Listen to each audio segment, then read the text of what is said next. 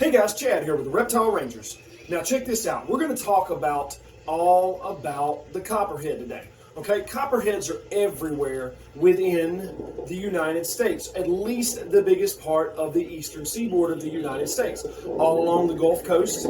Now, copperheads are prevalent. They're absolutely everywhere. They are, I don't want to say an infestation because it's not, but they are plentiful throughout their native environments, okay? So here's what we're going to talk about today. We're going to talk about what does the copperhead look like, where do they live, what do they eat, how do they act, what do the babies look like, the venom of adults compared to babies. Now, this is Chad at the Kernersville Reptile Zoo and Medical Center. We're the Reptile Rangers. Let's go check out the copperhead. Come on. Okay guys, so what we have here is we have a young adult copperhead, okay? Now, the copperhead can be distinguished. If you check out our How to Identify a Copperhead, we have a 1-minute How to Identify fail-proof, absolutely cool video. It's really simplified. But this right here is a great way to tell the copperhead, okay? The copperhead has this hourglass pattern, or looks like a Hershey's Kiss on the side. On the side right there, it looks like a Hershey's Kiss. Now, when it comes to the copperhead, these guys are a pit viper, okay? I will take and show you a little bit closer what the pits look like. They're heat-sensing pits. They're meant to be for being able to find body heat, such as mammals, birds, things that they're wanting to eat.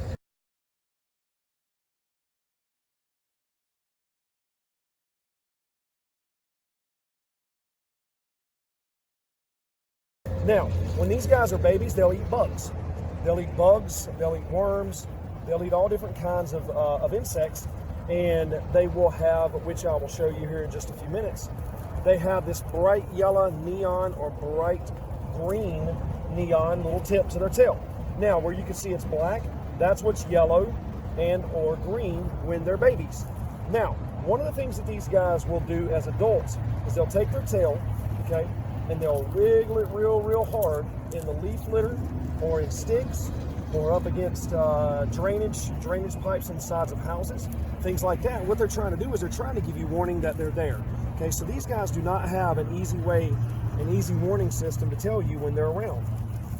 So what they'll do is they'll try and wiggle that tail really hard, really fast to try and make some noise, because the copperhead is responsible for more bites in the U.S. than any other venomous snake. Now, here's the great thing about it. Copperheads are a hemotoxic venom, okay? Now, in teaching paramedics and teaching doctors and teaching ER staff and stuff about how to treat envenomation, how to deal with envenomations,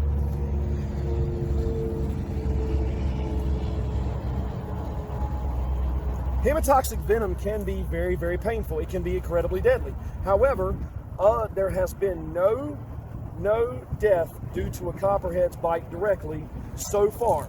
We did hear about one last year, one bite that resulted in a death. That was bit by a copperhead, but we have not been able to definitively prove if it was directly from the venom or not. The copperhead's toxic yield is so low that it's not really considered all that deadly. Yes, it can be painful. Yes, there can be nausea. There can be necrosing that happens. There can be all kinds of different effects. But you got to remember, venom is a protein, so everybody's body can metabolize the proteins a whole lot differently. So every time somebody gets bit, they may react differently than somebody else.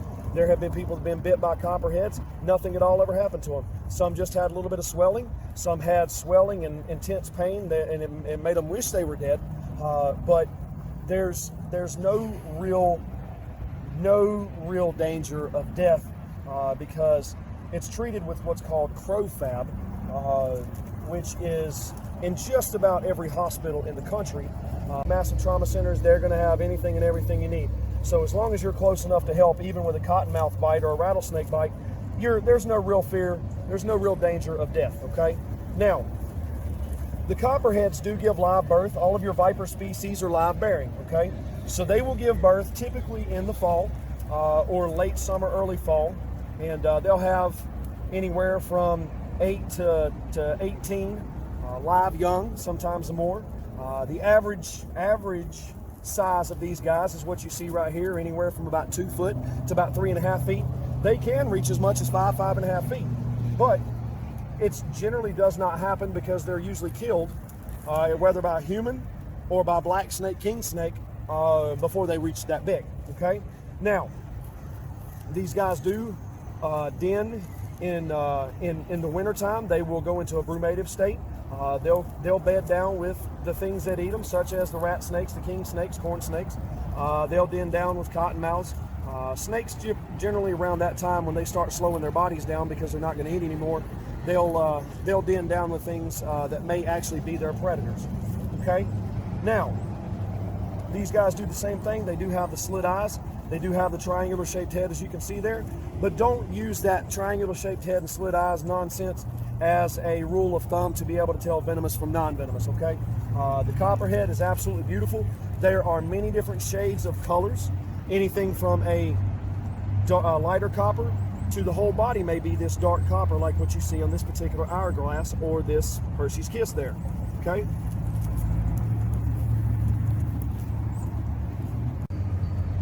now farmers use an old myth, and I can smell the musk. These guys, also in defense of rattling their tail, they will do what's called musking. Okay, now some old farmers say they smell a cucumber smell. I have never personally smelled anything close to a cucumber, but some old farmers swear by it, and I have seen them prove it. They put their money where their mouth is. They can pinpoint right directly where a venomous snake is by that smell. But what it is it's considered a musk. What it is it's considered a musk. It's considered a scent gland, kind of something similar to a skunk. He's trying to spray a nuisance smell to deter predation. Okay?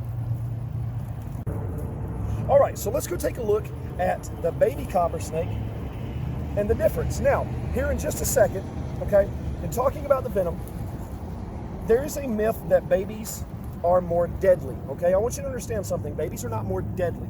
All right, think about a 20-ounce water bottle versus a medicine cup that maybe we give our kids some medicine. There's a whole lot of difference in that medicine cup versus that 20-ounce water bottle, right? Well, consider the adult copperhead, the 20-ounce water bottle. Consider the baby copperhead, that medicine cup. So it doesn't have more venom. The venom is nothing any different, okay? The venom's not any different, it's the same thing. Here's the difference in the why that the babies are more dangerous. Not more deadly, just more dangerous. Is because, like our children, we have to put diapers on our babies for a reason. If not, they'd be a mess all over the house, right? Well, the same concept applies with baby snakes, including baby venomous snakes. They cannot control their bodily functions. So what happens is when they bite something, they just give it everything they have just because they do not have the ability to control their venom glands, okay? So, is the baby snakes more deadly? No. Are they more dangerous? Absolutely, because they cannot control their venom, okay? Let's go take a look at this baby. Look right here at this baby copperhead. Look how beautiful this little guy is. Now you can see he's got the same exact pattern as the adults. Right here on the tip of that tail. Right there. See this little yellow, neon green yellow tip. Now I'll show you this a little bit closer in a little bit better light.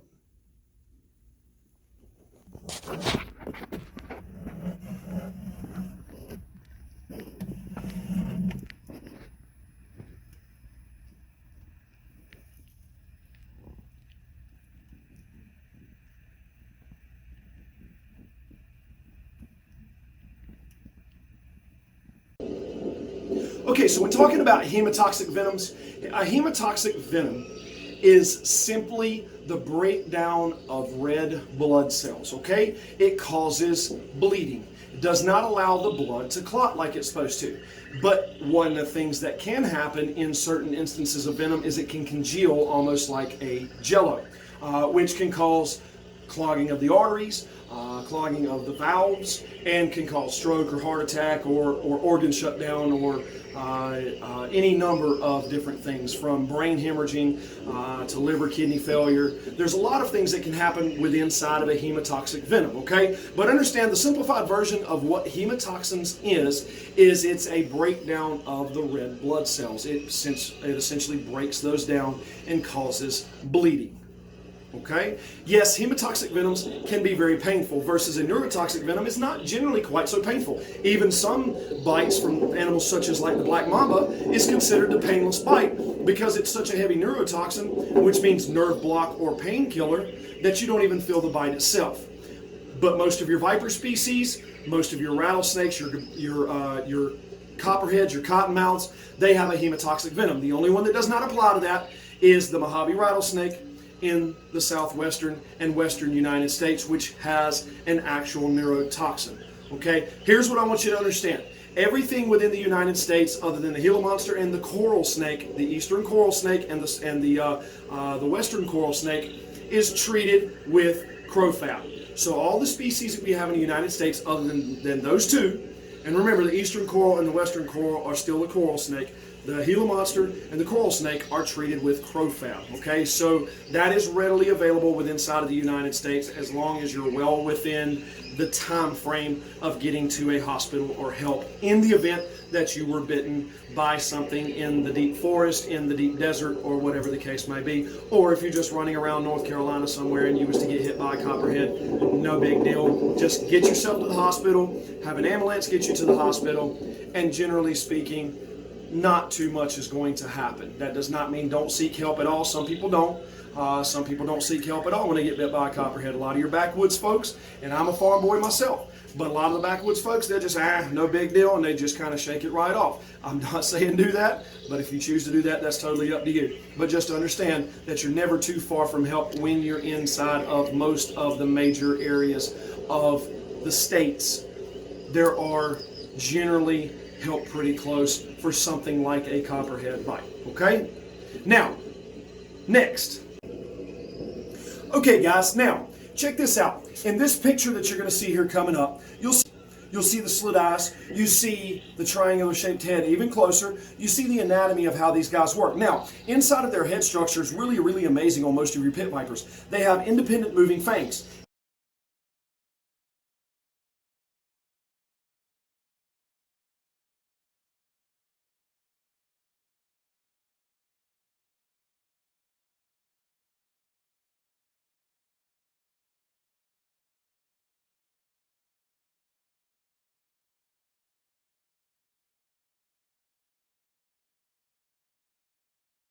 Work. Now, inside of their head structure is really, really amazing on most of your pit vipers. They have independent moving fangs. If you watch our episode on the rattlesnake popping the balloon, you can see that when they strike, it's not so much a bite with vipers as it's a puncture. They actually puncture because those fangs come out like switchblades and they recede or recess back into the roof of their mouth. They curl back up because there's not enough room for it to go into the lower jaw in an open and closed kind of situation. Okay? Now, I want you to understand something. This myth of the animals are so dangerous, they're all this, they're coming out to get you, that is the biggest bunch of dumbness from a bunch of morons I've ever seen. You've seen what I was doing out there when I was laying in the grass with that copperhead. He wasn't trying to get me. Matter of fact, he was trying to go away from me. Even then when he got close, he wasn't trying to strike at me because I wasn't posing a threat. I wasn't trying to kill him. I wasn't trying to hurt him. When these guys bite, they're in fear of being hurt. Fear in food is the reasons a snake will bite, venomous or non-venomous. And these guys understand that their venom is not a bullet. It's not shooting somebody and it just instantly drops them. Does him no good to bite me and envenomate me because I could still kill him. It will be a long time for anything to happen when it comes to his venom. It's not meant to be that defensive weapon. So understand, as long as you're paying attention to what you're doing, you're not just haphazardly sticking your hands in wood piles, you're not just walking through leaf litter and things like that barefoot, you don't know what you're walking into, the chances of you actually being hit by a copperhead or any venomous snake is going to be slim to none, as long as you're observant. Okay? So again, remember, these guys aren't out to get you. They're out to do you a favor and eat things and keep nature in balance that can be carriers of diseases and sicknesses and issues that can cause you and your family issues. Now, I hope this has been helpful.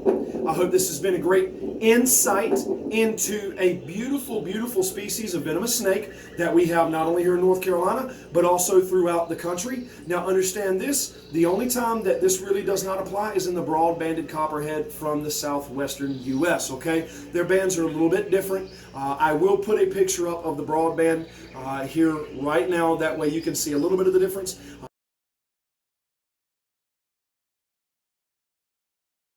Understand this is the primary insights into the copperhead species, broadband, or the eastern chain of copperheads, southern and northern, okay? Now, this is Chad at the Curtisville Reptile Zoo and Medical Center.